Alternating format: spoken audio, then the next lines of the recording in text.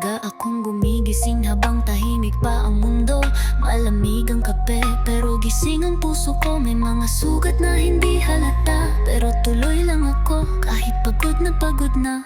Natuto akong tumahimik para mabuhay. Umasa ng sobra, nagmahal ng totoo. May mga salitang sumira sa'kin noon, kaya ngayon tinatanong ko ang lahat, pati sarili ko. Nagtayo ako ng pader para hindi masaktan. Hindi dahil ayoko, dahil kailangan. At sa gabi kapag mag-isa na lang ako, ang tanong ko lang, sino ang mananatili sa'kin?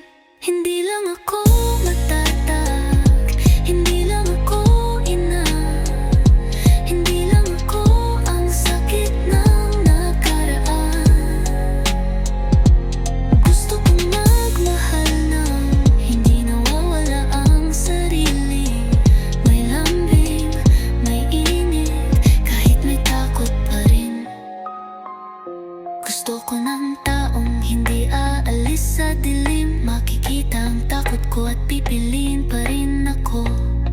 Dahil babae pa rin ako na marunong magmahal at naghahanap ng yakap at pahinga. Ang pag-iisa ang naging proteksyon ko. Ligtas pero minsan masyadong tahimik. Alam ko ang kalayaan, alam ko ang katahimikan, pero mas gusto ko pa rin ang mayakap sa gabi. Mag-isa kong hinarap ang mga pagsubok, mag-isa kong binuo ang sarili ko. Natuto akong bumangon kahit wasak, pero minsan pakiramdam ko mag-isa pa rin ako. Ayoko nang iligtas, ayoko nang kontrol. Gusto ko lang nang magsasabing andito lang ako, pero may takot pa rin sa puso ko na baka umalis ka rin tulad ng dati. Hindi lang ako matatag, hindi lang ako ina, hindi lang ako ang mga peklat ng kahapon. Gusto kong magbigay, hindi laging lumalaban, hindi laging malakas. Gusto ko ring alagaan.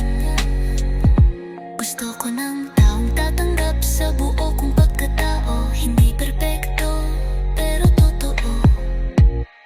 Dahil babae pa rin ako na marunong magmahal, at gusto ko ring mahalin pabalik. Baka may dumating na hindi perpekto,